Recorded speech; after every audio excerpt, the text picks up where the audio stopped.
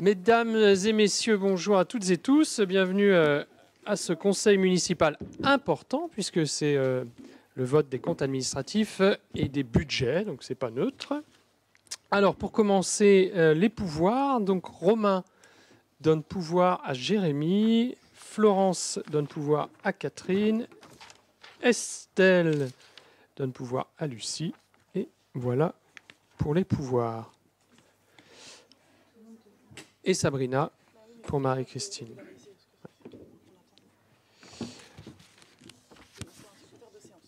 Alors, secrétaire de séance, un secrétaire. Sonia, très bien, merci beaucoup. Procès verbal du conseil municipal du 28 février. Y a-t-il des remarques, des questions? Je vous propose de le mettre aux voix. Qui est contre? Qui s'abstient? C'est adopté. Merci beaucoup. La première délibération concerne l'extension du système de vidéoprotection, mais la délibération concerne une demande de subvention dans le cadre du Fonds interministériel de prévention de la délinquance, qu'on appelle le FIPD. Il faut savoir que lors de l'installation des premières caméras, nous avons bénéficié de 80% de subventions. Donc nous allons retenter d'obtenir 80% de subventions pour l'extension de notre système de vidéosurveillance avec des caméras installées au niveau du complexe sportif du Sillon. Donc à la fois, vous savez qu'on avait une zone un peu... pas dire accidentogène parce que c'est pas le mot, mais une zone où les jeunes venaient et parfois étaient tentés par des infractions et des intrusions dans la salle de sport du Sillon, notamment sous le grand porche là. Donc l'idée étant de mettre une caméra ici et puis une caméra qui va surveiller l'ensemble des terrains de tennis et padel et l'extérieur de la salle du Sillon. Ensuite, il y aura le même dispositif ou quelque chose de similaire au niveau du stade Théo Bautier. Vous n'êtes pas sans savoir que à l'ordre du jour de ce conseil municipal, nous allons voter l'attribution pour le terrain synthétique de foot. Donc on a jugé important aussi de sécuriser au vu des investissements sur ce terrain synthétique et au niveau de la tribune. On a régulièrement aussi parfois quelques petites dégradations au niveau de la tribune Théo Bautier, des sièges arrachés ou brûlés. Donc l'idée c'est aussi de sécuriser ce périmètre-là avec le boulodrome qui est juste à côté. Et puis enfin, une dernière caméra au niveau de la liaison douce derrière Arméline. Donc il faut savoir que ce passage-là est souvent un échappatoire et aussi un passage fréquenté par les scooters, ce qui est totalement interdit. Donc l'objectif, c'est vraiment de prendre l'entrée de ce quartier ici, là, qui permet de rejoindre la Bretonnière. Ou de rejoindre le centre-ville. Donc voilà, 3 demandes. On verra exactement ce qu'on installe en fonction des subventions qui seront versées. Mais c'est vrai que si on a 80% de subventions à nouveau, je pense qu'il ne faut pas se gêner pour installer l'ensemble de ce dispositif. Y a-t-il des questions par rapport à cette demande de subvention? Je mets aux voix. Qui vote contre? Qui s'abstient? C'est adopté. Merci beaucoup. Et donc on va démarrer la longue série. Donc juste avant de passer la parole à Bertrand, qui va être le chef d'orchestre, puisque moi je dois sortir régulièrement, je voulais juste dire un petit mot pour un petit peu introduire ce budget et ses comptes administratifs, puisque là voilà, c'est une série de délibérations importantes, puisqu'on va voter le compte administratif 2022 et le budget 2023. Ah oui, non, c'est vrai que c'est pas tout de suite. Il y a les comptes de gestion d'abord, et les comptes de gestion. Et après l'affectation des résultats, oui, on enchaîne quand même. Donc tout à fait. Après, je vous passe la main, moi je ne parle plus. Donc juste pour dire quelques mots pour résumer ce que nous allons voter dans un instant. Alors si je devais résumer, déjà dire qu'on a la chance d'avoir une situation financière qui est solide, avec un très faible endettement, puisque c'est 1,6 ans, je le rappelle. On a la chance d'avoir des coûts de fonctionnement qui restent maîtrisés, 935 € par habitant versus 1043 pour des villes comparables, et des impôts locaux par habitant de 385 €, là où les villes comparables sont à 500 €. Donc ça, c'est une situation financière qui est solide. Et elle est solide pourquoi? Parce qu'elle est liée à un pilotage, depuis bientôt 10 ans, de prospective qui anticipe, qui essaye d'anticiper au maximum à la fois l'évolution des habitants, du nombre de logements, l'évolution du nombre d'emplois, du nombre d'élèves dans nos écoles, du nombre d'adhérents dans nos associations, etc. etc. C'est toute cette anticipation-là qui permet de calibrer les investissements et le fonctionnement et d'adapter tout ça sans faire d'excès et en gardant une situation financière solide qui va, cette situation financière, nous permettre, et c'est ce que vous allez voter ce soir, d'investir fortement pour l'année 2023, mais également pour les 3 prochaines années, en profitant de nombreuses subventions, puisque aujourd'hui, il y a beaucoup d'appels à projets qui sont en train de sortir, que ce soit au niveau de l'État, du département, de la région. Donc il faut répondre, et c'est tout le travail que fait Claire avec ses équipes, à ces nombreux contrats, appels à projets, qui vont nous permettre de soutenir cet investissement élevé. Le budget que vous allez voter cette année, il faut en prendre conscience, c'est quasiment 11 millions d'euros en fonctionnement et autant en investissement. Qu'est-ce qu'on va faire avec ces 11 millions? Pourquoi faire 11 millions? Donc en 2023, il y aura la fin du chantier de la médiathèque, bien sûr, du projet de la gare, mais nous aurons aussi, et c'est ce que nous allons voter après, la réalisation du terrain synthétique, les démarrages des travaux d'extension et de la rénovation de l'école Charles de Gaulle, la future salle de sport du Prieuré, les pistes cyclables du boulevard Laennec et Fabien Burel, les city-stades Saint-Melaine-Hébron et l'aire de jeu de Saint-Melaine. L'année 2023 va aussi être une année très chargée en matière d'urbanisme, avec plusieurs projets de logements collectifs, de lotissement et le début de la ZAC. 2023 sera également marqué par l'ouverture de plusieurs commerces et par l'annonce d'implantation de plusieurs entreprises. 2023 verra nos animations culturelles confortées, notamment avec la médiathèque, et nous veillerons bien entendu à accompagner l'ensemble des associations, et notamment sportives, qui connaissent en ce moment un beau dynamisme. Ce développement devra bien évidemment s'inscrire dans une stratégie de décarbonation à travers la sobriété, les énergies renouvelables, la plantation d'arbres, la végétalisation, le recyclage, les mobilités douces et les circuits courts. Vous l'avez compris, ce budget de mi-mandat est un budget ambitieux et un peu à contre-courant de la tendance constatée dans d'autres villes. Nous devons donc mesurer notre chance en tant qu'élus de pouvoir poursuivre notre projet politique pour lequel nous avons été élus démocratiquement. Et maintenant, je vais laisser Vanessa et Bertrand justement dérouler ces délibérations liées au budget. Est-ce que... Oui, non, c'est bon, là, vous entendez. D'accord. Donc, on va passer à l'approbation des comptes de gestion 2022. Donc, je vais vous faire le budget annexe et le budget principal en même temps. Donc, considérant qu'il y a lieu de se prononcer sur les comptes de gestion 2022 des budgets annexes et du budget principal de la commune de Châteaubourg, vu que le comptable public a repris dans ses écritures le montant de chacun des soldes figurant au bilan de l'exercice 2021, celui de tous les titres de recettes émis en 2022 et celui de tous les mandats de paiement ordonnancés en 2022, et qu'il a procédé à toutes les opérations d'ordre qui lui a été prescrit de passer dans ses écritures. Les comptes de gestion 2022 des budgets annexes de la commune, ainsi que pour le budget principal dressé par le comptable public, consultable en mairie, sont conformes aux écritures de l'ordonnateur dans les comptes administratifs 2022. Donc c'est la délibération 42 et 43. Donc là, issue.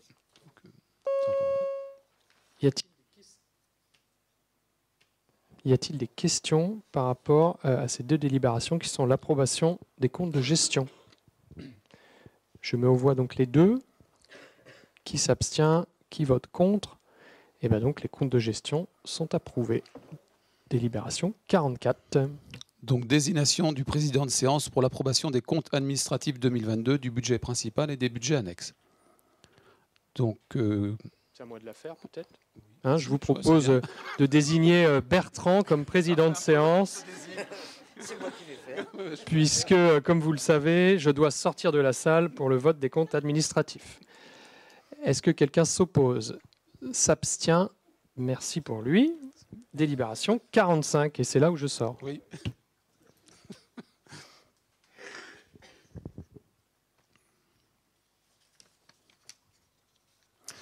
Donc, budget annexe, approbation des comptes administratifs 2022 et concordance avec les comptes de gestion 2022.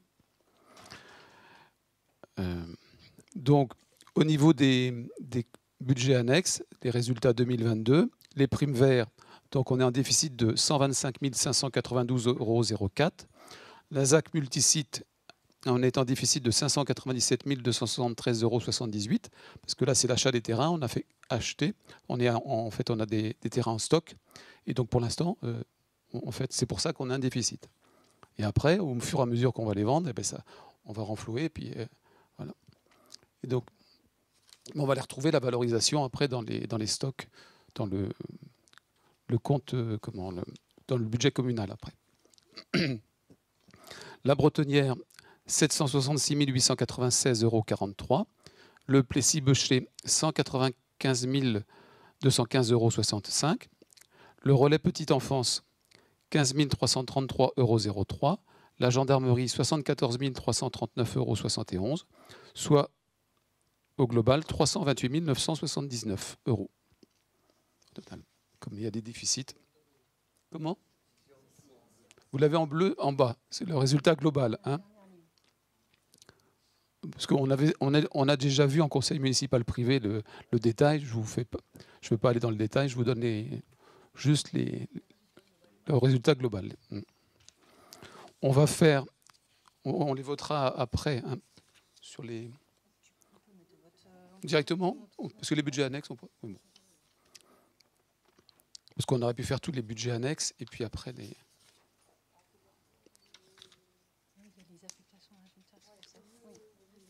Donc, bon, alors, on fait celui-là.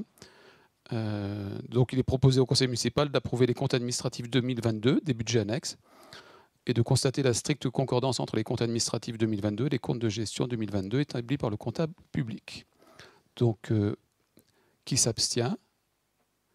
Qui est contre? Okay, donc, c'est adopté. Alors, on passe au budget annexe gendarmerie. Donc là, au niveau de la gendarmerie, on avait un résultat de 74 339,71 €. Donc il est proposé d'affecter le résultat de la section de fonctionnement de l'exercice 2022 du budget annexe de la gendarmerie de 74 447,18 € de la manière suivante. En fonctionnement, on ne reporte rien. Et en excédent de fonctionnement, on met 74 447,18 € pour finir de payer les travaux. Voilà. Donc, je vous propose de voter la délibération. Donc, qui s'abstient? Qui est contre? Donc, la délibération est adoptée. Budget annexe relais petite enfance. Donc, la petite enfance, vous l'avez vu tout à l'heure, on a un résultat donc de 15 333,03 €. Donc, il est proposé de l'affecter sur le résultat de fonctionnement reporté 10 180,03 € et en excédent de fonctionnement capitalisé 4 300 € parce que là on aura l'acquisition du logiciel Abelium. Donc sur cette délibération, qui s'abstient? Qui est contre? Relais petite enfance, RPE.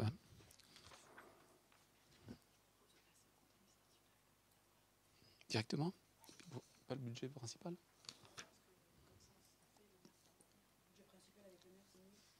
Ouais.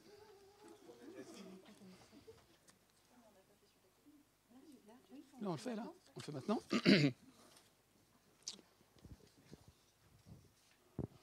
Donc, pour le budget principal de la commune, approbation du compte administratif 2022 et concordance avec le compte de gestion 2022. Donc, tu ne l'as pas mis, là? Donc le report 2021, donc section de fonctionnement 3 579 613,56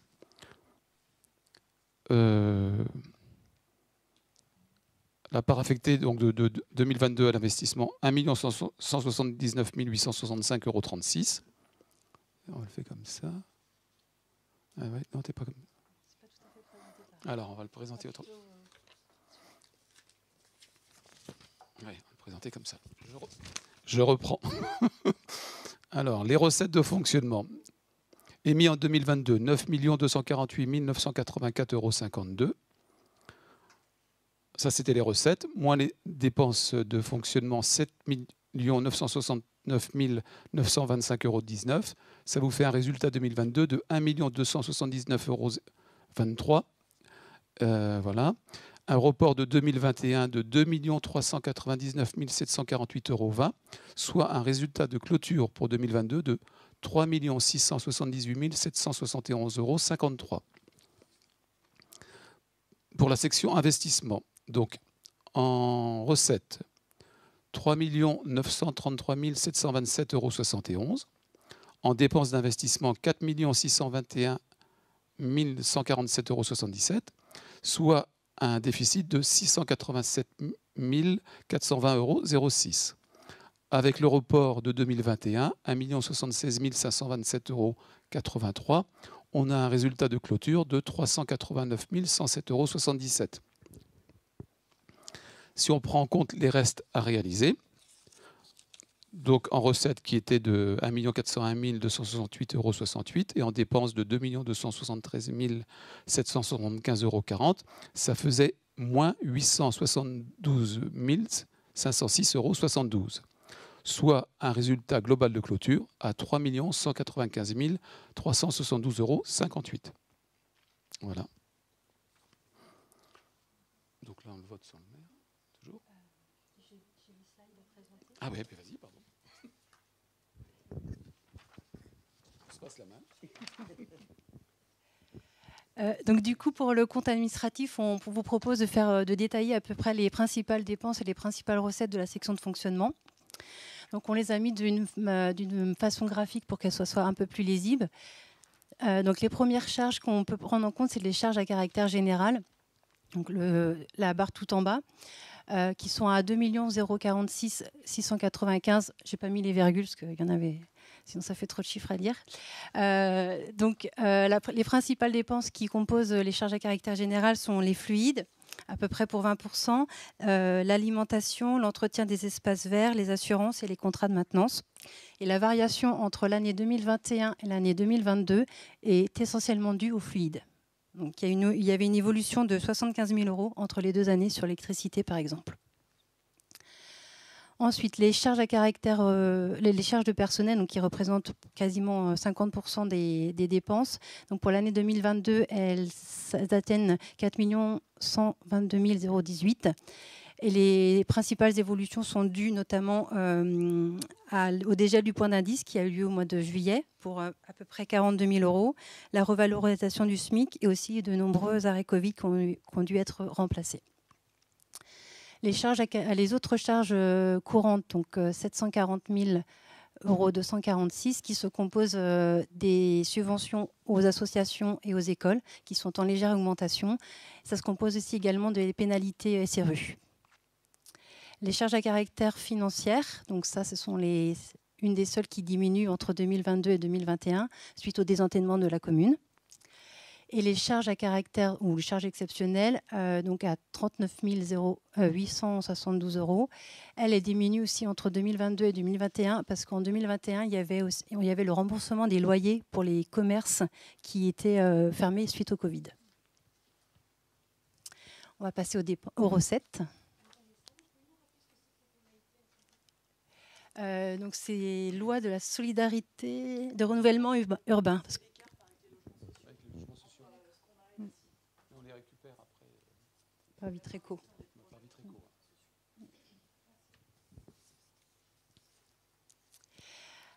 Alors, les recettes de fonctionnement 2022. Donc, même présentation que pour les dépenses, donc en version recette, avec les principaux produits qu'on peut avoir sur la commune. Donc, si je commence par le bas, donc il y a les produits des services. Donc, c'est essentiellement les produits liés au périscolaire, à l'accueil de loisirs et à la jeunesse. Donc essentiellement, donc ce que j'ai dit pour périscolaire, ça représente 45% des produits des services. Donc là, ça augmente parce qu'en 2021, donc il y avait une année un peu biaisée suite au Covid. Donc là, ça reprend le niveau normal des années 2019. Les impôts et taxes donc, sont en évolution entre 2021 et 2022 pour deux raisons, à la fois pour l'augmentation des bases des impôts locaux et aussi pour l'évolution du taux qui a été voté l'année dernière. Ça représente une augmentation de 500 000 € environ. Les dotations et les participations, donc ça c'est ce qu'on reçoit essentiellement de l'État, donc la dotation globale de fonctionnement par exemple, qui est donc quasiment stable entre l'année 2022 et 2021. Je passe aux autres produits courants donc, qui sont en évolution en 2022 par rapport à l'année 2021. Ça représente notamment le revenu des immeubles qui sont revenus à un niveau normal, donc plus 8 000 €, et le remboursement des charges de personnel qui sont en augmentation, notamment parce qu'il y a le remboursement de la prime inflation qui a eu lieu en début d'année. Et les produits exceptionnels, donc la variation entre 2021 et 2022, elle s'explique parce qu'en 2021, il y a eu le remboursement, je ne sais pas si c'est vraiment un remboursement, mais un remboursement par Vitreco lié au transfert du budget assainissement. Donc c'est vraiment, pour le coup, une recette exceptionnelle. Voilà. Et donc sur la partie investissement, on a représenté les principales dépenses par opération. Donc sur l'année 2022, donc ce qui met en valeur, c'est les dépenses de la médiathèque. Donc sans surprise, hein, c'est les travaux qui sont en cours. Donc à 1 422 035 €. Les autres dépenses concernent les tennis paddle en deuxième position. Ouais, c'est ça, deuxième position. Et en troisième position, c'est le pôle économie sociale et solidaire. Donc c'est l'achat du bâtiment 16 rue Lavoisier. Et donc plus à la marge, mais qui suit ensuite, c'est la terminaison des travaux pour la maison de l'enfance, les travaux aussi pour le parking Gare Sud et l'aménagement de jeux extérieurs et de la voirie communale. Voici pour les principales dépenses d'investissement 2022. On vote. Je te laisse mettre au vote. Ou je fais la suite. On vote tout. Parce qu'il y a deux délais à voter. Il y a la 48, 49.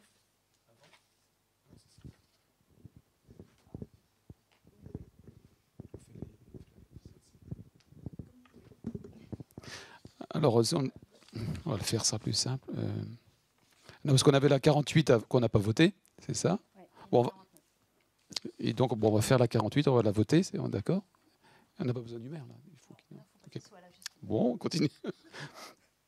Donc, je vous propose, alors, donc, l'exercice 2022 étant achevé, il convient d'approuver le compte administratif 2022 du budget principal, ainsi que le compte de gestion établi par le comptable de la commune, qui est en tout point conforme au compte administratif.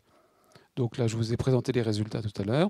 Et le résultat global de clôture est de 3 195 372,58 €. Donc, qui s'abstient?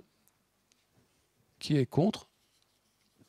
Donc, la délib est adoptée. Alors maintenant, le budget principal. L'affectation des résultats 2022 au budget primitif 2023.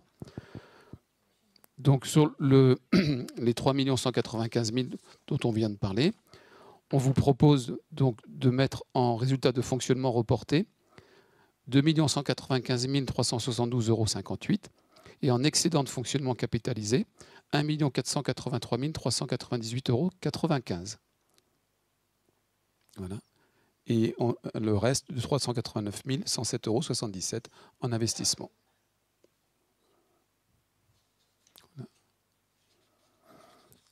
Donc, qui s'abstient? Qui est contre? Donc, c'est adopté. Voilà.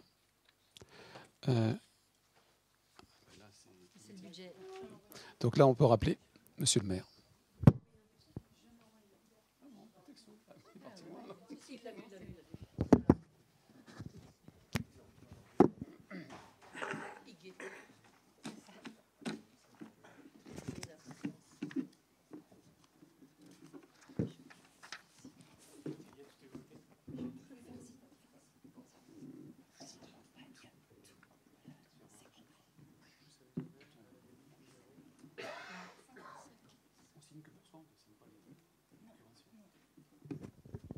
Oui, donc là, on fait passer les signatures pour l'approbation.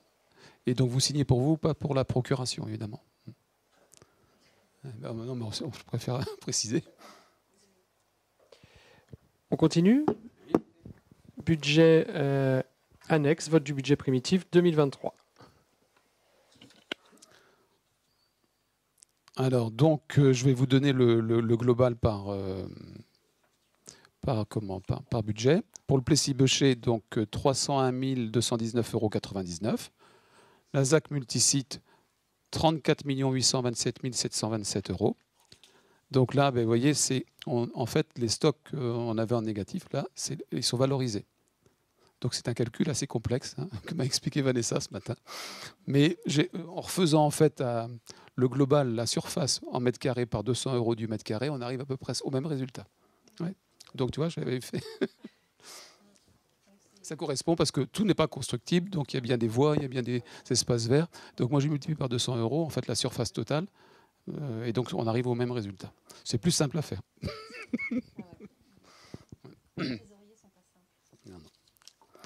Donc, la Bretonnière, donc 778 297 €. Les primes verts, 165 593 €. Le relais petite enfance, 111 700 €. La gendarmerie, 246 688 €. Et au global, au total général, 36 431 224,99 €. Y a-t-il des questions par rapport à ces budgets annexes? Je mets aux voix qui vote contre, qui s'abstient, c'est adopté. Merci beaucoup. Le vote des taux 2023. Donc c'est simple. Pour les taux, on maintient en fait les taux qui existent. Donc pour la taxe foncière sur les propriétés bâties, 36,90 %. La taxe foncière sur les propriétés non bâties, 42,45 %. Sur la taxe d'habitation, 14,11 %. Y a-t-il des questions? Qui vote contre? Qui s'abstient? Merci, c'est adopté. Subvention spécifique attribuée au CCAS. Bertrand. Donc là, la subvention nécessaire à l'équilibre du budget primitif 2023 du CCAS s'élève à 150 000 €. Donc les crédits afférents à la subvention d'équilibre du budget du CCAS de la commune sont prévus dans le cadre du budget 2023 du budget principal. On va retrouver tout. Donc, afin de pouvoir procéder au mandatement de cette subvention, il convient de délibérer expressément sur le montant affecté à cet organisme.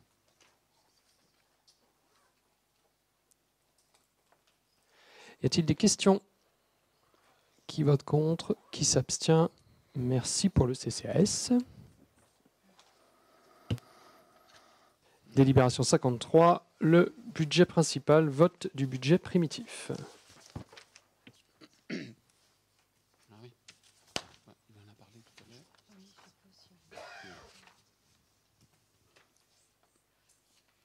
On vous a donné tout à l'heure, Teddy vous a parlé des principaux montants d'investissement, hein, donc pour 10 909 281 €. On ne va pas les reprendre. Et donc, après...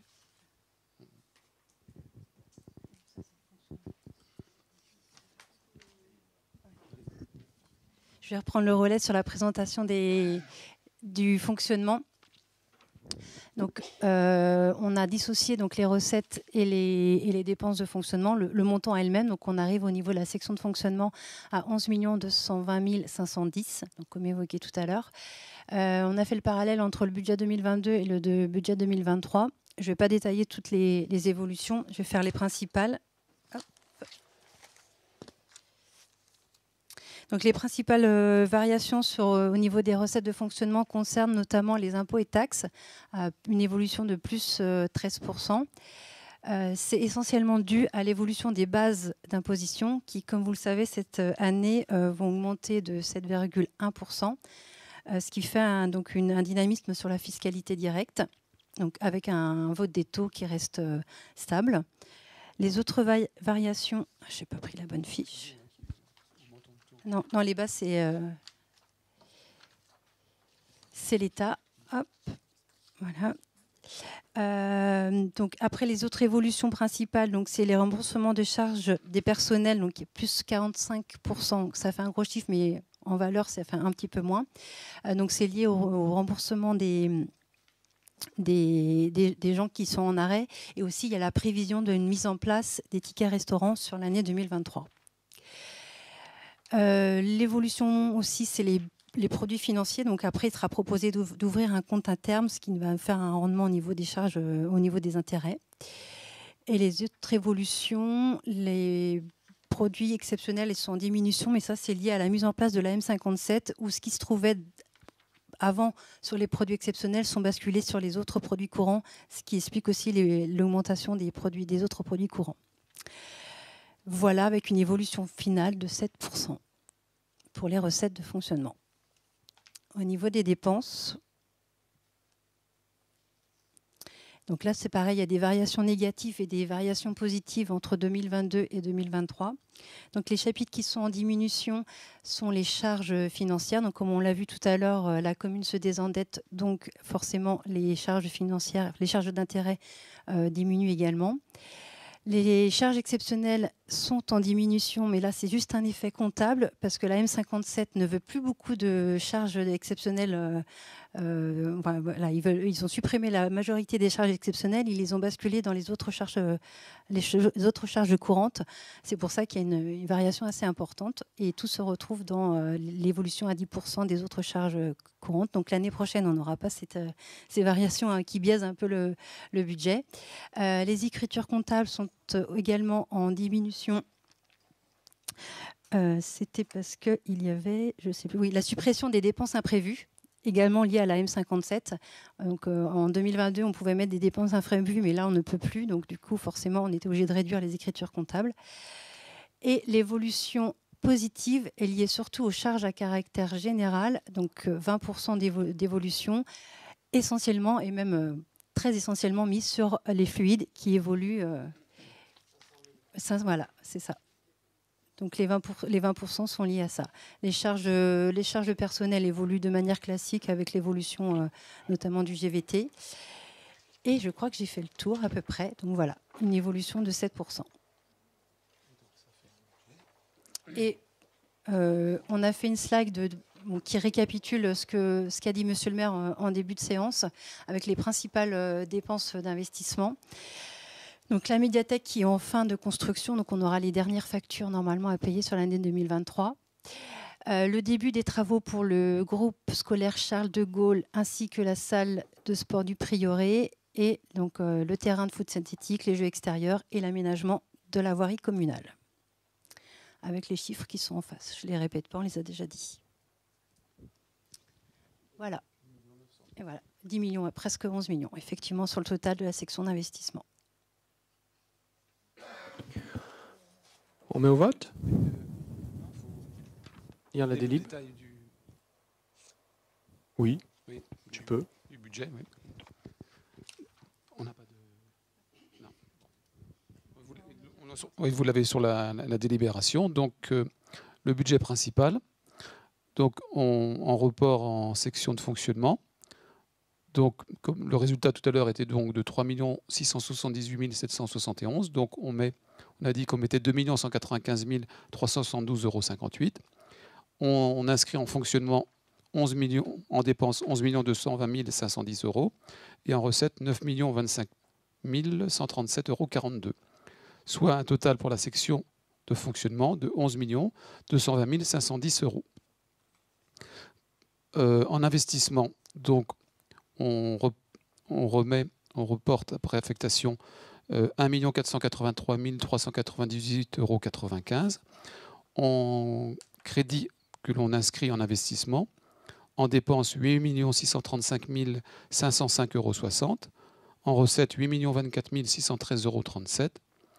Les restes à réaliser de 2022, en dépenses 2 273 775,40 €, en recettes 1 401 268,68 €, ce qui nous fait un total de la section d'investissement à 10 909 281 €. Et donc, un total du budget global pour 22 129 791 €. Voilà.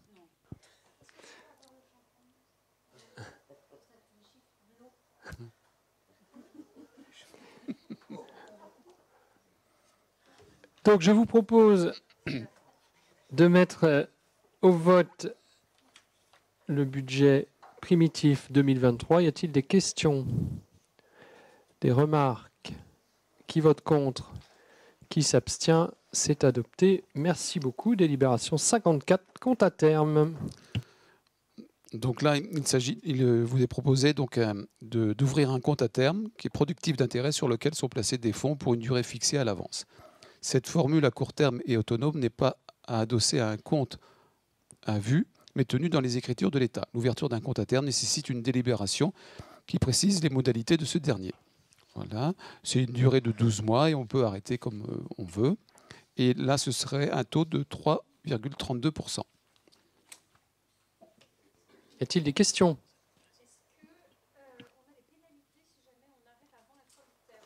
Non, on sort quand on veut. Y a-t-il d'autres questions? Bah, c'est déjà mieux que le taux à 3% ou que 0. Je mets au vote. Qui vote contre? Qui s'abstient? Merci beaucoup, c'est adopté. On continue. Gardiennage des églises communales. Alors, donc, comme chaque année, là, on vous propose pour le... C'est pour le curé qui fait ça, je crois. Oui. Donc, c'est là... oui, voilà. Ces indemnités sont versées aux prêtres affectataires des églises de Châteaubourg, de Bron et de Saint-Melaine. Moi, j'ai dit le curé, mais c'est pareil. Ouais, mais c'est bien, c'est pas... Ben, c'est le curé aussi. Oui. Donc, pour 2023, c'est pour une somme de 496,09 €. Voilà. Grosse augmentation. Ouais. 500. Là, c'est la fête. Y a-t-il des questions? Je mets aux voix. Qui vote contre? Qui s'abstient? C'est adopté. Merci beaucoup. Et Bertrand va passer le micro à Daniel pour le vote des subventions.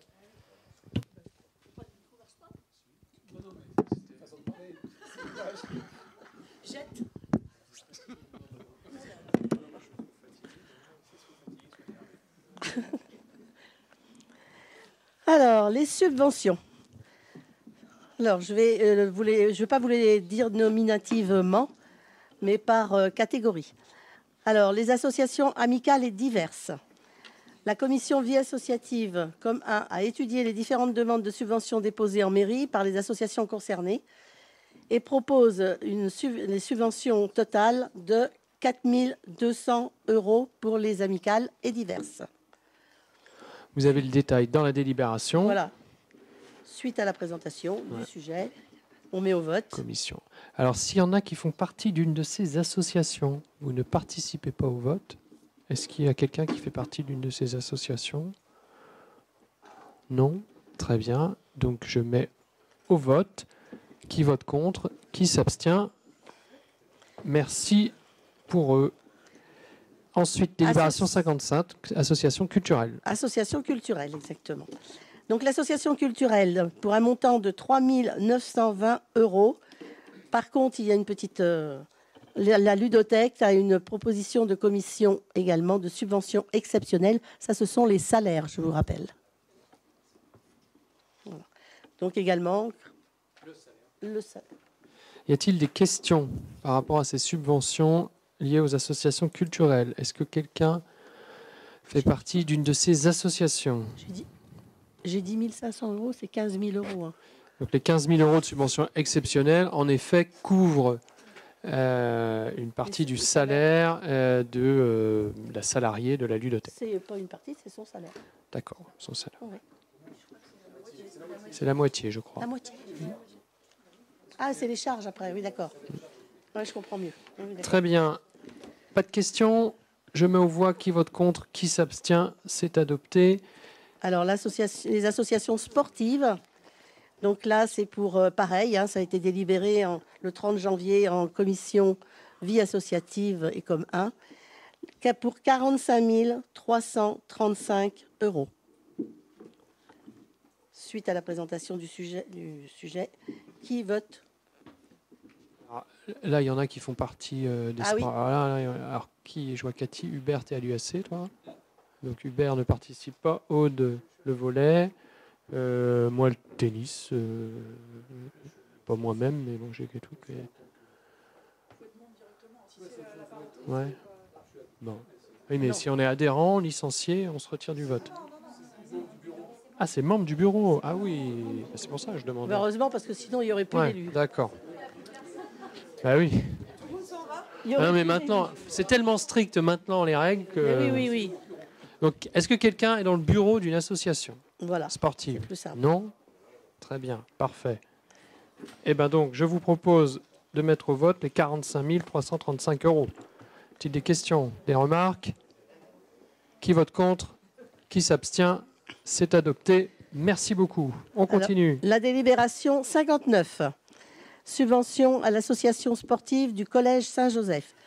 Labellisée Paris 2024, l'association sportive du Collège Saint-Joseph mène différentes actions dans ce cadre et organise le 3 avril 2023, en partenariat avec le comité handisport, une activité de basket fauteuil avant d'emmener les jeunes ambassadeurs de l'action les 7 et 8 septembre 2024 assister à une rencontre officielle. Le coût de cette action est estimé à 676 euros. Dans le cadre de l'organisation de cette manifestation, l'association sollicite une participation de la commune sous la forme d'une subvention exceptionnelle. La COM 1, réunie le 30 janvier 2023, après étude de la demande, a validé la demande de versement d'un versement exceptionnel de 250 euros. Cette subvention ne sera versée qu'après la tenue de l'événement et la présentation d'un bilan qualitatif et financier de l'action. Y a-t-il des questions?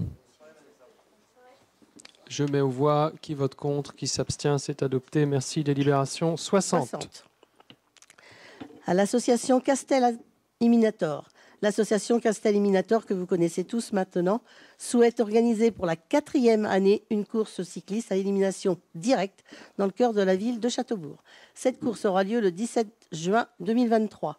Afin d'occuper le temps situé après la fin de course, l'association souhaite engager un disque jockey pour un temps d'animation sur la place du marché. Dans le cadre de l'organisation, la course et de l'animation prévue, l'association sollicite une subvention exceptionnelle d'un montant de 500 euros. La commission vie associative, réunie le 30 janvier, après étude de demande, a validé cette demande. Est-ce qu'il y a des questions? Des remarques? Qui vote contre? Qui s'abstient? Merci beaucoup. C'est adopté. Délibération 61. L'association du Volley Club. Par manque de créneaux dans les salles de la ville, l'association castelbourgeoise du Volley Club doit délocaliser une partie de ses entraînements sur la commune de Saint-Jean-sur-Vilaine. Elle doit pour cela s'équiper en matériel d'une valeur de 300 euros. Pour ce faire, l'association sollicite la commune pour une subvention exceptionnelle du même montant. La commission vie associative et citoyenneté, réunie le 30 janvier 2023, après étude de la demande, a validé la demande de versement, une subvention exceptionnelle de 300 euros. Cette subvention ne sera versée qu'après présentation de la facture d'achat du matériel. Y a-t-il des questions? Qui vote contre? Qui s'abstient? C'est adopté. Merci beaucoup. La 62. L'association Castel Mélodie de Châteaubourg. L'association Castel Mélodie fête ses 40 ans d'existence lors de son concert annuel du printemps 2023. Lors de cette manifestation exceptionnelle, il faudra faire face à des frais supplémentaires comme location de vidéoprojecteurs, d'écrans, décors, costumes, matériel divers.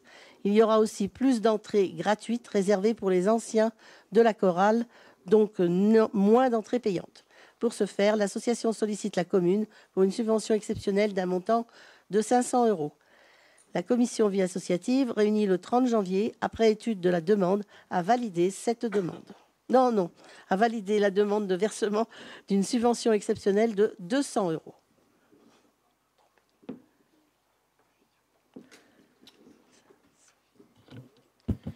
Y a-t-il des questions? Qui vote contre? Qui s'abstient? C'est adopté. Et donc le concert, la représentation de l'association, c'est ce week-end. 2 représentations à Châteaugiron. Je ne sais même pas s'il reste des places. Non, il ne reste plus de place. Eh bien voilà, c'est archi complet. Bien complet. Très bien. Eh bien écoutez, moi j'y serai le samedi soir. Et moi je suis le vendredi. Parfait. Délibération 63.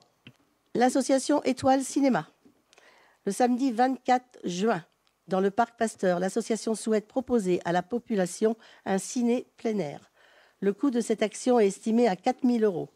Dans le cadre de l'organisation de cette manifestation, l'association sollicite une subvention exceptionnelle d'un montant de 2 800 €.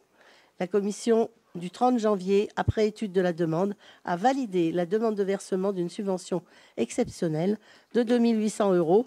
Cette subvention ne sera versée qu'après l'événement, bien entendu. Y a-t-il des questions? Qui vote contre? Qui s'abstient? C'est adopté. Merci. Donc nous allons retirer la délibération 64 Oui. de l'association AG2C qui repassera lors du prochain conseil. Vous avez tous reçu un mail. Et donc voilà, on en a fini pour les subventions. Et donc je passe à la délibération 65 avec une délibération importante puisqu'il s'agit de l'aménagement d'un terrain de football en gazon synthétique éclairé avec l'attribution du marché. Donc vu la décision qui attribue la maîtrise d'œuvre du projet synthétique à Sport Initiative, considérant le souhait de la commune de Châteaubourg de se doter d'un terrain de football en gazon synthétique avec éclairage en lieu et place du terrain d'honneur en herbe, il est nécessaire de passer un marché public de travaux. Et donc nous l'avons alloti, ce marché, avec un lot 1, terrassement VRD, sol équipement sportif, un lot 2, éclairage, et un lot numéro 3, clôture. La publicité a été réalisée au bulletin officiel des annonces des marchés publics. La réception des offres a eu lieu le 10 février à 12 h. Le règlement de consultation autorise la présentation de variantes par les candidats et notamment de variantes relatives au remplissage naturel. Les offres ont été évaluées selon les critères suivants: 40 points pour le critère prix, 60 points pour le critère technique. Suite à la réception et l'analyse des offres reçues et après négociation, les offres les mieux positionnées sont les suivantes. Donc pour terrassement VRD, donc c'est l'offre remise par Sporting Sol pour un montant de 799 507,95 € hors taxe, avec, et c'est une particularité, puisque nous avons fait le choix d'un remplissage maïs. Donc il y avait le choix entre l'olive, on voulait absolument un remplissage naturel, donc on a écarté le remplissage en pneus recyclés ou en microplastique. Donc on avait dans le marché demandé à ce que ce soit un remplissage naturel. Donc il y avait on va dire qu'il y a deux remplissages qui se dégagent habituellement, c'est l'olive et le liège. Et là, on a eu une proposition un peu innovante, puisque pour l'instant, il n'y a qu'un terrain en France qui a ce remplissage, qui est un remplissage maïs. Donc c'est un remplissage avec la rafle de maïs, hein, donc c'est pas avec le maïs comestible, mais c'est avec les déchets de maïs. Et donc après essai par le club, puisque le club en fait est allé tester ce seul terrain qui existe en Vendée, et donc le club nous a fait un retour très positif sur ce remplissage maïs qui est un peu entre les deux, en fait, entre le liège et l'olive, donc qui retrouve des éléments de souplesse du liège, mais pas la dureté de l'olive. Donc, on a considéré, au vu de ce qu'avait proposé, donc Sporting Sol était le seul à proposer ce remplissage maïs, et donc au vu de l'analyse et des notations, il a été choisi, on vous propose ce soir de retenir Sporting Sol. Pour le lot éclairage, le lot numéro 2, c'est l'entreprise Sorellum pour un montant de 81 139 €. Donc là, ce sera bien sûr de l'éclairage LED avec également un variateur, ce qui permettra d'adapter aussi le niveau d'éclairage en fonction des besoins, ce qui n'est pas toujours le cas aujourd'hui. Parfois, on allume plein pot alors qu'il n'y a pas forcément nécessité. Donc, ce qui devrait, entre le LED et le régulateur, là, enfin, ce qui devrait nous permettre de faire de grosses économies au niveau de l'éclairage de ce terrain. Et enfin, les clôtures, puisque nous allons clore complètement ce terrain en incluant la tribune aussi dans la partie qui va être clôturée, ce qui permettra de vraiment sécuriser tout cet espace, donc pour 119 331,06 €, ce qui nous donne un montant de travaux de 999 978,01 € hors taxe. Le plan de financement prévisionnel qui vous est décrit, donc vous avez le coût, donc il y a un autofinancement de 439 773 €. On espère des subventions DETR à hauteur, ça c'est accordé, donc on aura une DETR de 120 000 euros. Nous attendons une subvention du département à hauteur de 258 950 euros et une subvention de Vitré Communauté de 217 079 euros. Donc vous voyez un reste à charge de 439 773,36 euros sur ce projet. Y a-t-il des questions? Alors, c'est vrai qu'on a passé une soirée complète à refaire le match et le débat, mais voilà, s'il reste des questions, n'hésitez pas. Très bien. Eh bien, écoutez, je vous propose de mettre au vote. Donc, qui s'abstient? 3, 4 abstentions. Qui vote contre? Et donc, c'est approuvé. Merci beaucoup. Et nous passons à la délibération 66, réalisation de 2 espaces multisports. Et c'est Daniel.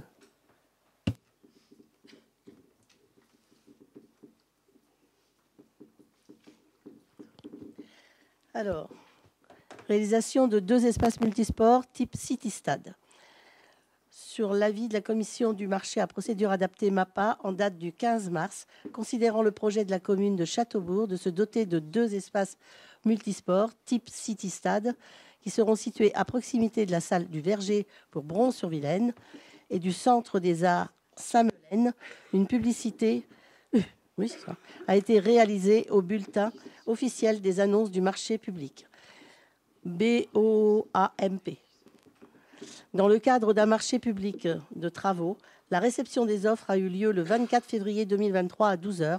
Le règlement de consultation autorisait la présentation de variantes pour des candidats et exigeait la présentation d'une variante panier de basket à l'arrière. Une visite sur site était obligatoire. Est-ce que je dois dire les critères et tout ça? Non. Ok. Donc, suite à la présentation du sujet en commission MAPA du 15 mars 2023, il est proposé au conseil municipal d'attribuer le marché à l'entreprise Gamma Sport pour un montant total de 133 931 euros, hors taxe pour l'offre de base, et de retenir la variante exigée panier de basket arrière pour un montant de 5 341 euros, hors taxe pour l'espace multisport de Saint-Melaine. D'autoriser Monsieur le maire ou son représentant à signer tous les documents relatifs à ce dossier. Merci beaucoup. Donc c'est vrai que le City Stade de Bel-Air ne désemplit pas. Il y a une vraie attractivité de ce type d'équipement. Donc c'est vrai que d'en remettre un au nord un petit peu de la ville, là-bas du côté de Saint-Melaine, je pense qu'à côté du collège, c'est une bonne idée. Ça va soulager un petit peu aussi celui de Bel-Air. Et puis Bron, il profitera aux familles et à tous ceux qui louent la salle aussi. Je pense que c'est un bel outil pour les familles qui vont louer la salle et qui pourront laisser leurs enfants jouer à côté. Donc c'est, je pense, une bonne initiative. Je crois que Lucie, tu voulais prendre la parole?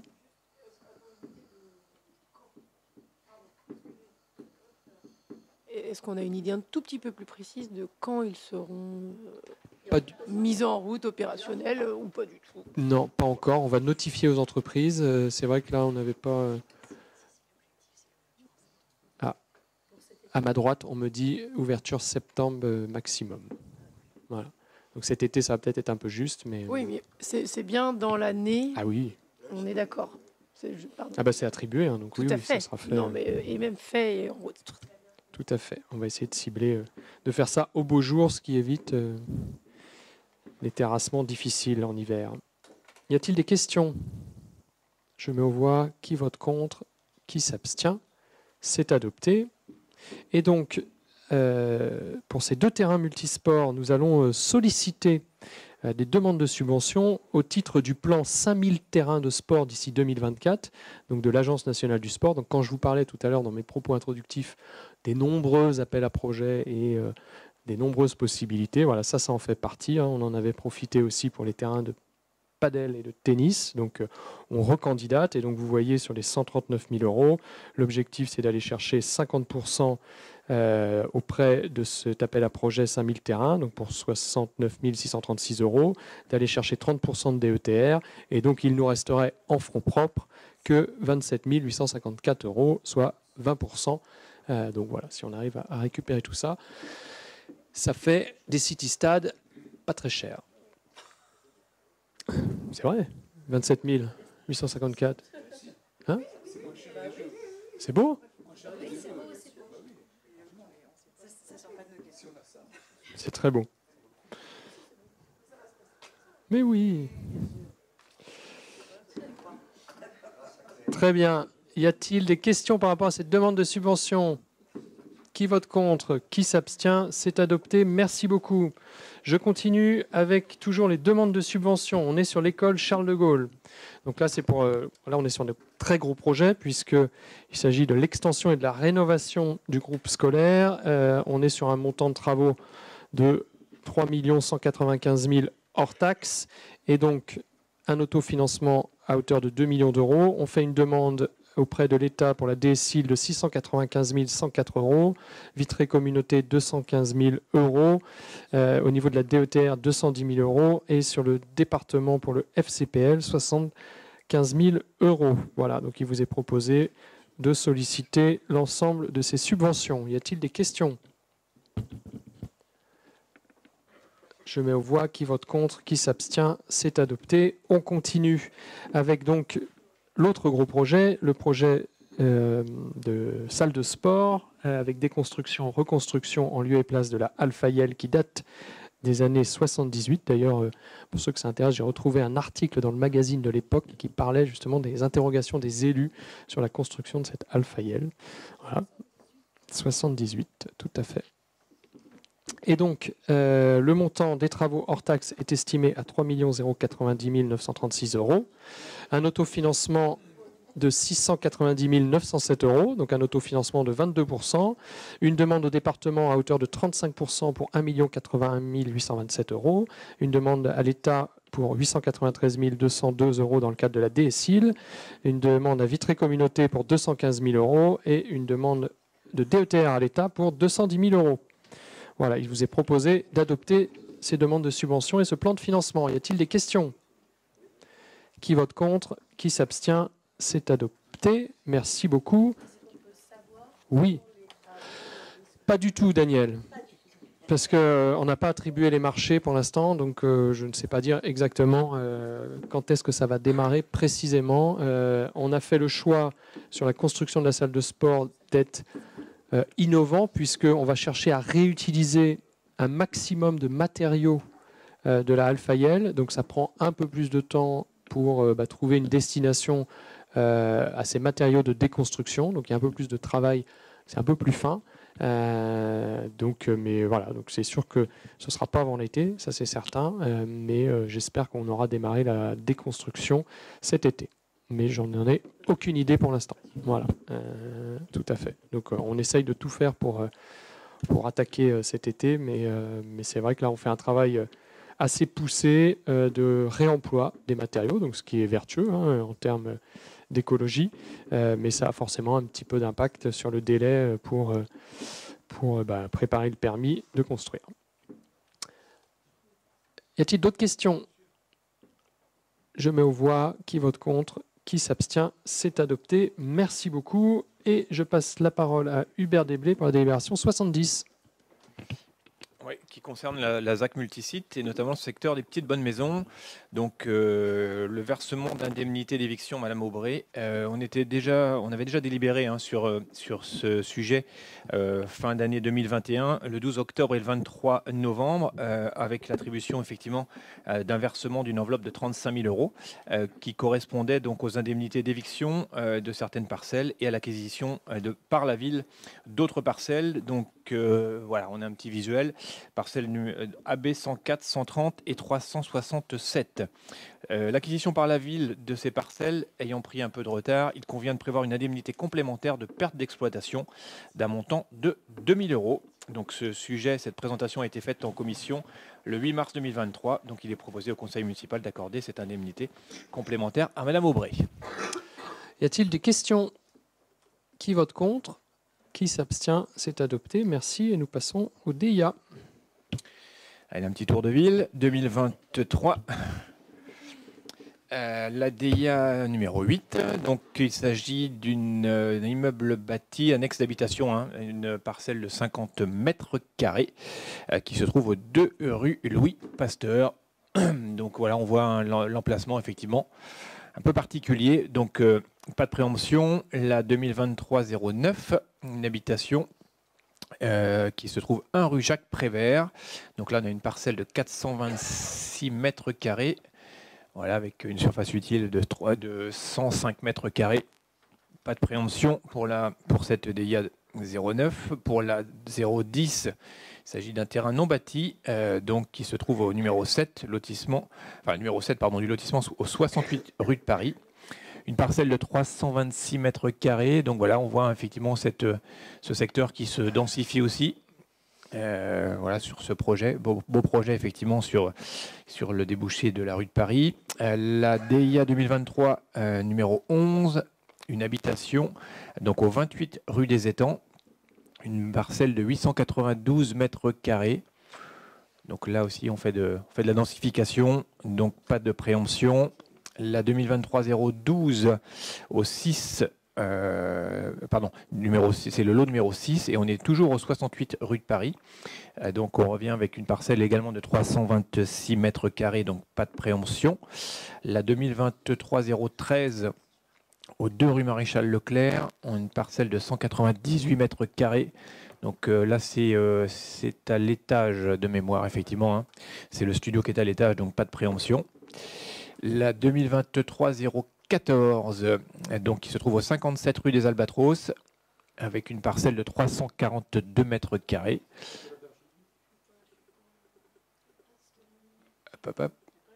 On ne l'a pas. Bon voilà, en tous les cas, donc effectivement, 342 mètres carrés, il n'y a pas de préemption. La 15, sur laquelle on devait être au 9 impasse de la Bergerie, une parcelle de 736 mètres carrés.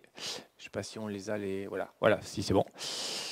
Donc pas de préemption. Et la dernière DIA, numéro 16, une habitation donc, qui se trouve au 38 rue Copernic, avec une parcelle de 697 mètres carrés. Et là également, donc pas de préemption pour ce secteur, effectivement. Donc voilà pour ce qui concernait les DIA. Pas de questions.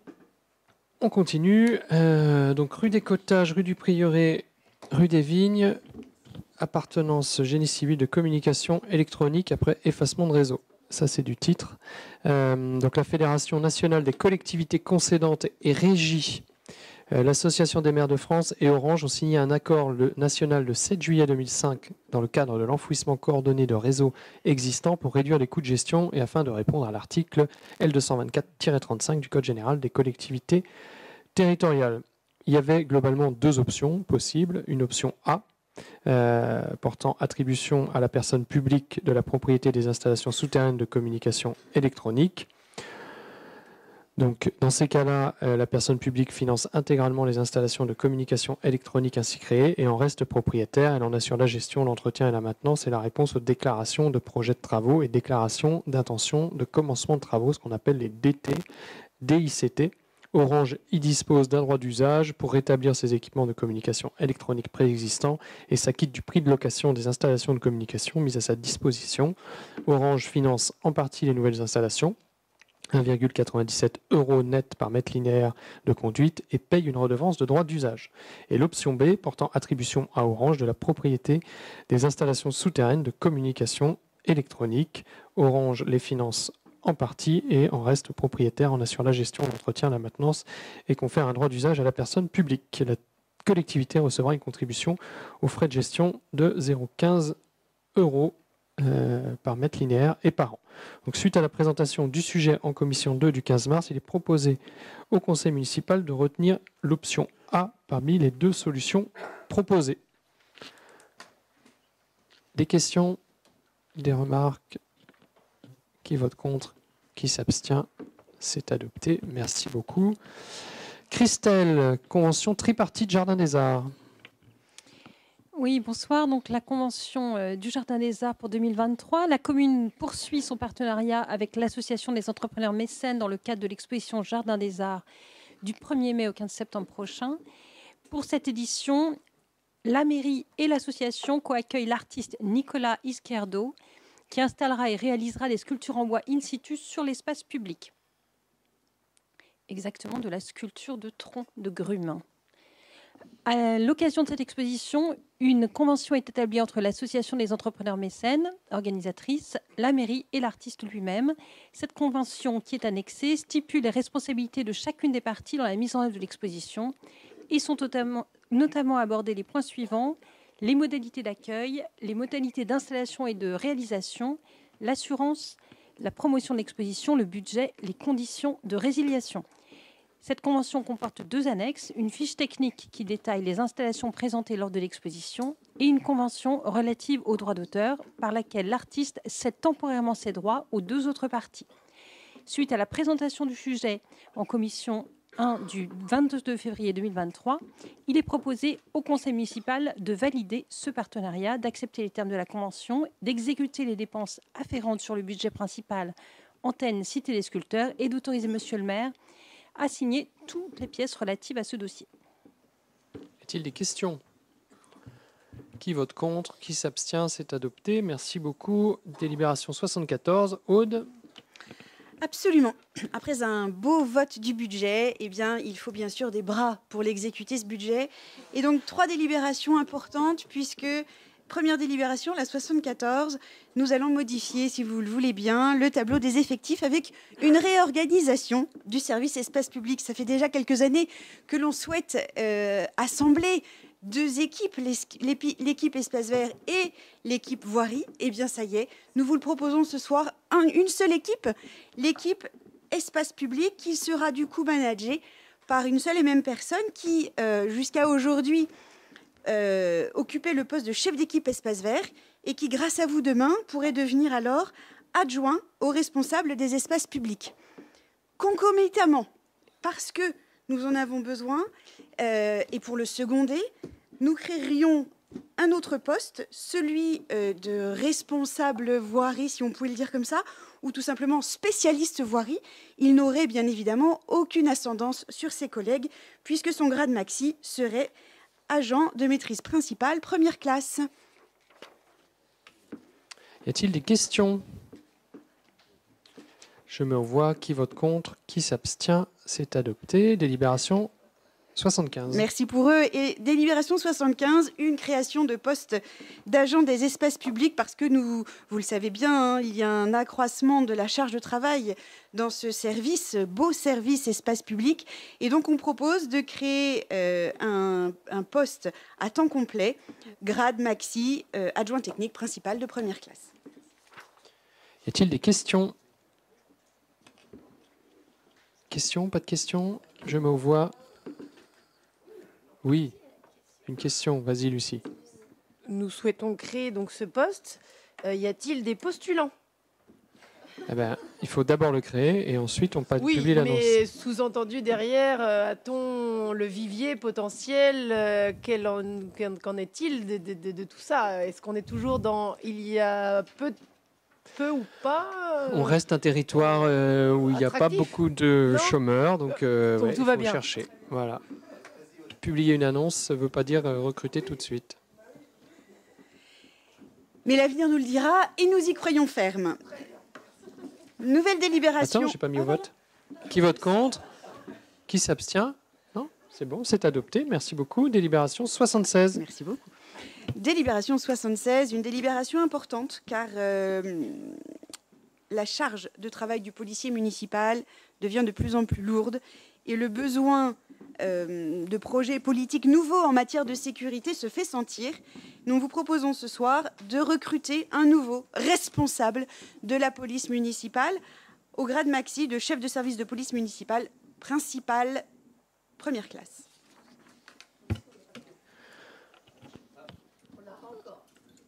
Donc, non. Donc, ça répond, hein, ce poste et ce recrutement répond à une vraie attente là de, entre guillemets, de sécurité, de plus de présence aussi de notre police municipale sur le terrain, ce qui n'était plus possible avec un seul policier. Donc on va passer à 2 policiers avec un responsable de service. L'objectif aussi, c'est de mettre en place un engagement qu'on avait pris aussi dans notre campagne, c'est le système voisin vigilant. Donc ce 2e policier va être en charge, avec le policier existant, de déployer un dispositif voisin vigilant ou type voisin vigilant. Et à ça, donc on en a parlé tout à l'heure, mais c'est aussi le renforcement de la vidéoprotection. Donc voilà, on avance sur certains dispositifs et donc ce budget 2023 est aussi, va aussi dans ce sens d'augmenter, d'améliorer la sécurité au sein de notre ville. Y a-t-il des questions ? Je mets aux voix. Qui vote contre? Qui s'abstient? C'est adopté. Merci. Et donc, je passe la parole à Daniel Cochery. Oui, bonsoir. Versement d'une subvention exceptionnelle de transport. Par courriel du 20 janvier dernier, l'école Sainte-Melaine a formulé une demande de subvention exceptionnelle auprès de la commune de Châteaubourg au titre du transport pour 2 projets. Le projet numéro 1, c'est un séjour de découverte à Pénétin. Tout le monde sait où c'est Pénétin, c'est au bord de la mer. Et une sortie scolaire. Non. Pénétin à côté de Guérande. Ah non, non, non, non. C'est l'embouchure de la Vilaine. Bien, c'est pas grave. Une sortie scolaire, la plage de la Mine d'Or. Une sortie scolaire à Terra Botanica, c'est très bien. Près d'Angers, me souffle-t-on. Le total du montant sollicité de 3 367,40 € après étude du dossier et demande de subvention. Les membres de la commission 4 ont émis un avis favorable au versement d'une subvention exceptionnelle de 3 367,40 € suite à la présentation du sujet en commission 4 du 1er mars 2023. Il est proposé au conseil municipal d'approuver l'attribution d'une subvention exceptionnelle transport pour le même montant, d'autoriser monsieur le maire ou son représentant de signer tous les documents relatifs à ce dossier. Et donc pour trancher, il y a donc 23 km entre Guérande et Pénétin. Ouais. Donc vous jugerez si c'est à côté ou pas. Je vous laisse juger. Je vous propose de mettre au vote ces subventions. Est-ce que quelqu'un s'oppose? Est-ce qu'il y a une abstention? C'est adopté. Merci beaucoup. Délibération 78. Donc le multi-accueil Babylou est une structure accueillant des enfants de 10 semaines à 4 ans, destinée aux particuliers, aux entreprises et aux collectivités publiques. Il peut accueillir jusqu'à 40 berceaux. Donc, depuis de nombreuses années, la ville de Châteaubourg conventionne avec le multi-accueil afin de réserver 16 berceaux à temps plein pour les Castelbourgeois. À ce titre, la ville percevait jusqu'alors des financements de la CAF, la Caisse d'allocation familiale. Et donc à l'époque, on avait donc le berceau nous était facturé par Babylou 7 800 € TTC et on donnait 124 800 € pour ces berceaux. Aujourd'hui, c'est le gestionnaire Babylou qui va percevoir directement les subventions de la CAF. Et donc, le berceau va nous revenir, enfin, on va payer annuellement 76 586,08 €, soit 4 786,63 € par berceau. Voilà. Y a-t-il des questions? Je mets aux voix. Qui vote contre? Qui s'abstient? C'est adopté. Merci. Délibération 79. On revient à Daniel Cochery. Oui, ce sont sur les contrats d'association avec les écoles privées. Lors du conseil municipal du 13 décembre 2022, le versement d'une partie du montant de subvention aux écoles privées avait été accordé à raison de 25% du montant alloué en 2022 afin de permettre une avance de crédit aux écoles privées. Dans l'attente du calcul définitif du montant du contrat d'association, le calcul étant finalisé, il est proposé aux membres du conseil municipal d'approuver le forfait par élève calculé pour l'année 2022 arrondi au centime d'euro qui s'établit à 1 291,63 € pour un élève en maternelle et 475,15 € pour un élève en élémentaire. Y a-t-il des questions? Attends, j'arrive pas à tourner ma page. Qui vote contre? Qui s'abstient? C'est adopté. Merci beaucoup. Et la délibération 80 pour Catherine, la délibération qui concerne les tarifs des camps.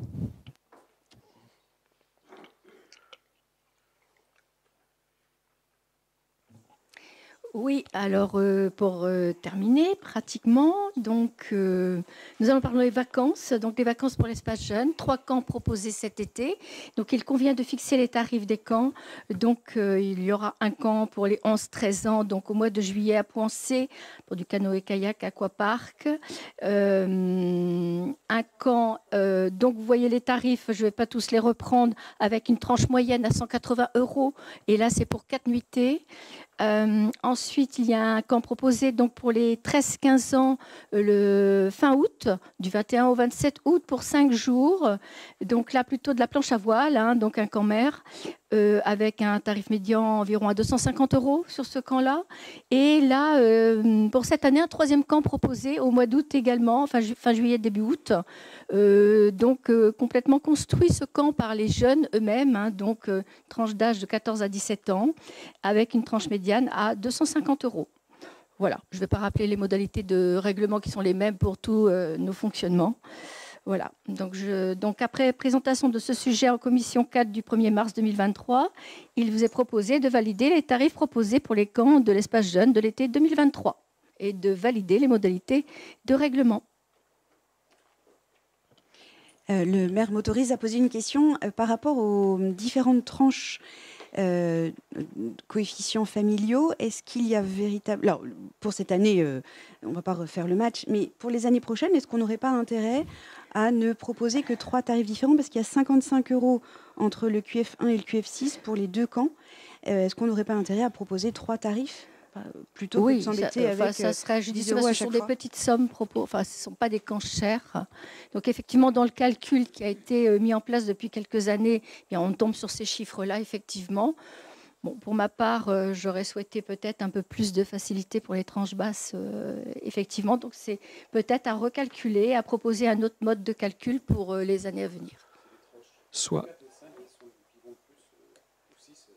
Ouais. Oui. On sait qu'on va avoir essentiellement du 4, 5, 6, mais c'est vrai que soit réfléchir à une aide financière si jamais il y a un blocage par le CCAS, Par le à voir. tarif, oui. Mais ça vaut peut-être le coup en effet de se re-questionner sur la différence entre le tarif du QF6 et le tarif du QF1. Est-ce que 50 € de différence c'est suffisant? Ouais, ce que je disais à Claire, de se noter pour l'année prochaine de travailler, de se re-questionner sur quelque chose qu'on reconduit de façon systématique, mais qui mérite d'être réinterrogé. Ok, j'en prends bien note. Y a-t-il d'autres questions, des remarques? Donc je vous propose de mettre aux voix. Qui vote contre? Qui s'abstient? C'est adopté. Merci beaucoup. Et j'en ai donc terminé avec cet ordre du jour et ces votes importants du compte administratif et du budget. Y a-t-il chez les élus des demandes d'intervention, des précisions? J'ai parlé de Castel-Mélodie. Est-ce qu'on oublie des événements de ce week-end? Du week-end, non, mais il va y avoir bientôt Pâques avec la ludothèque qui va refaire une petite animation sur une quinzaine de jours pour les jeunes entre, on va dire 0, en tout cas 2-3 ans jusqu'à 11-12 ans. Très bien. Et je crois qu'Anne avait une question. Tout à fait. La Vélorussion à 10h, si je ne me trompe pas, place du marché. Tout à fait. Départ pour la Vélorussion. Complètement. Pour l'instant, ils n'annoncent pas de pluie. Ouais. Et donc, les jeunes du conseil municipal ont été aussi invités à prendre part à cette manifestation. Donc, on est en lien avec eux. Tout à fait.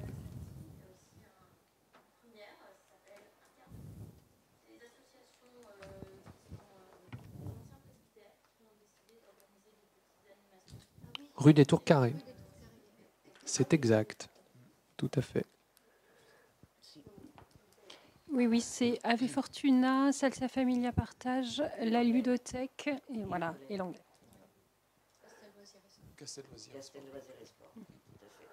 Très bien.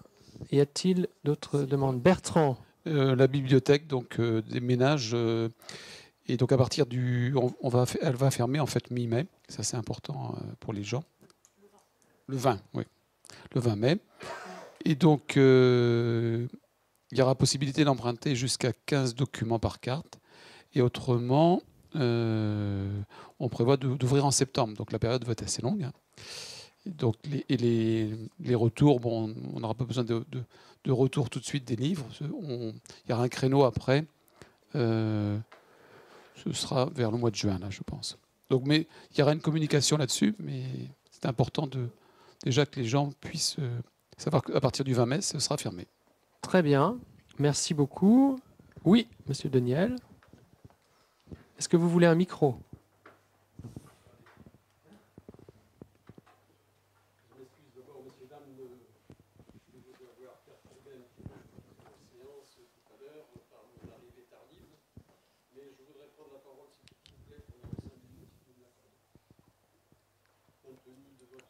Allez-y. Merci, monsieur le maire, de me donner la parole devant votre assemblée municipale. Je viens le faire sans aucune polémique.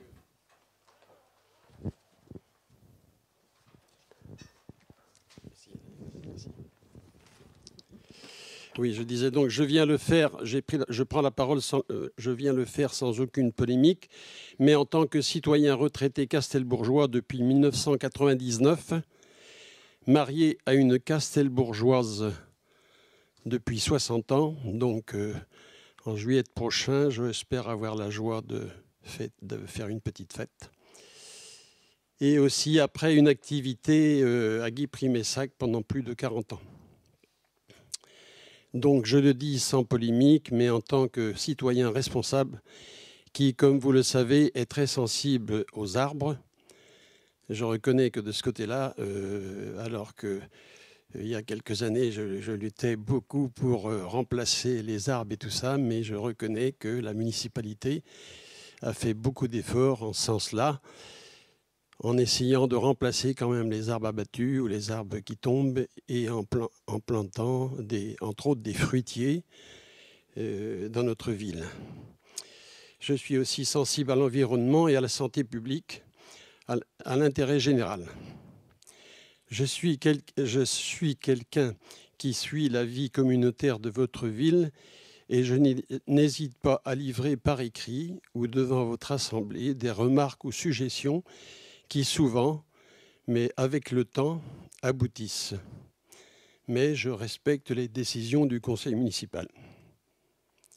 Tout d'abord, je veux donner un satisfecit à l'aménagement de l'espace vert des Tours Carrées, qui, enfin, depuis très longtemps, vient d'être très bien réaménagé par vos services d'espace vert. Après la réalisation d'une nouvelle pelouse, d'implantation d'arbres fruitiers et divers petits plans, ne serait-il pas opportun de boucler cet espace par un ruban d'interdiction tout au long du printemps? Parce que pour la pelouse et pour, vous savez que malheureusement, il existe, quand vous aménagez quelque chose de bien, que des gens se servent. Et les petits plans qui vont être très appréciés dans quelques mois peuvent disparaître. Donc je soumets ça comme ça, mais enfin bon, c'est tout.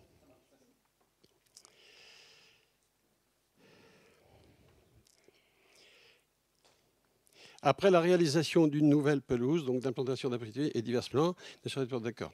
Alors, tout le printemps. Comme cela se passait précédemment, avec la table rustique et les bancs, des touristes se restauraient sur place. Il y a encore quelques mois, l'été, ça arrivait souvent. J'avais l'occasion quand même de discuter souvent avec eux ou de leur parler. Peut-on espérer une nouvelle table et poubelle adéquate, mais aussi pour nos compagnons, les animaux, à voir. C'est un passage, c'est un lieu où il passe beaucoup de gens du quartier ou autres avec leurs chiens ou autres. Enfin. Le deuxième point que je veux vous livrer, c'est le sentiment que j'éprouve en tant qu'ancien d'AFN.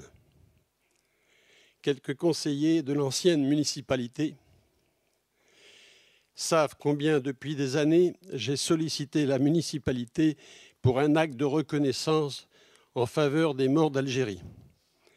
À savoir comme dans des milliers et villages de France, l'apposition d'une plaque de rue, parking ou autre, mentionnant le 19 mars 62, cessez-le-feu en Algérie. La rue du Souvenir en a été le résultat, mais dont il était bien d'en compléter l'explication. Sous votre premier mandat, Monsieur le maire, une première plaque a été placée sur l'ancien presbytère. L'année dernière, pour le 60e anniversaire de la fin de la guerre d'Algérie, je vous avais sollicité à nouveau pour une plaque du 19 mars 62, cessez-le-feu en Algérie.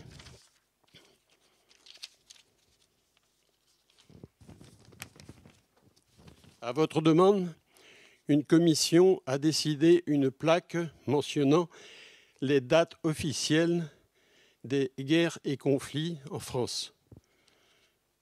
Sur cette plaque, je voudrais savoir de quel conflit on veut parler. Guerre, d'accord, mais conflit par rapport aux dates, je me pose la question.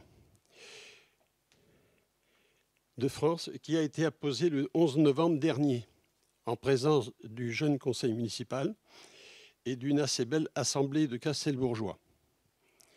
À cette occasion, n'ayant pas été associé ni aucun membre à FN, je pense, au texte de cette plaque, mentionnant entre autres le 19 mars 62, j'ai annoncé mon regret qu'elle ne soit pas plus explicite. C'est dommage pour les futures générations. Je me permets cependant de dire que cette plaque, à laquelle je vous ai quand même remercié, Monsieur le maire, à cette occasion d'avoir quand même mentionné le 19 mars, pour cette plaque mentionne une erreur, à savoir l'inscription en dernier texte du 5 décembre 1962. C'est une erreur. 5 décembre 62, ça n'existe pas. C'est faux. Et cette date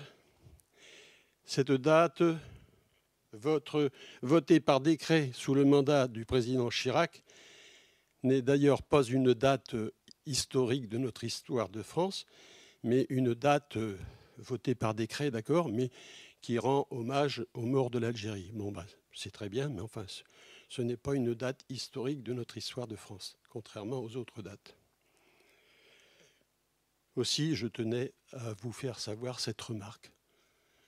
Si vous avez des questions à me poser, je veux bien, mais je vous remercie sinon de votre attention.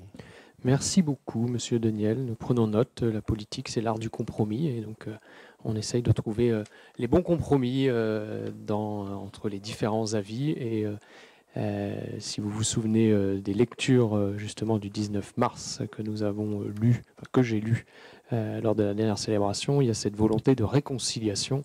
Et donc, je pense que la volonté de réconciliation ne passe pas par attiser les différences entre ceux qui pensent le 5 décembre ou le 19 mars. Moi, je crois surtout qu'on a besoin de se réconcilier dans les temps qui sont face à nous, les temps difficiles. Et quand la guerre est aux portes de l'Europe, il est bon de savoir se réconcilier. Et donc, les deux dates présentes sur la plaque sont pour nous une traduction du compromis et de notre volonté de réconcilier les mémoires sur ce sujet. Voilà.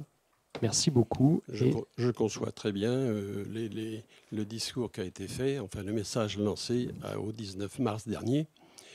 De mon côté, habituellement, je lisais le message de la FNACA qui ressemble un petit peu à ce qui a été dit dans ce que vous avez lu. Et je me suis permis de remettre ce texte aux membres du conseil municipal, du jeune conseil municipal. Et comme les anciens d'Algérie partent, il suffit de regarder le journal tous les jours, à Châteaubourg comme ailleurs.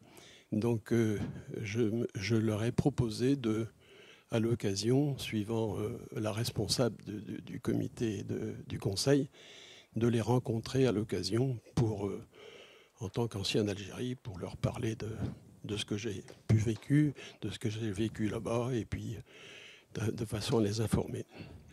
Merci, monsieur. Merci beaucoup. Bonne soirée. Bonne soirée, Bonne soirée tout à le tous, monde. monsieur.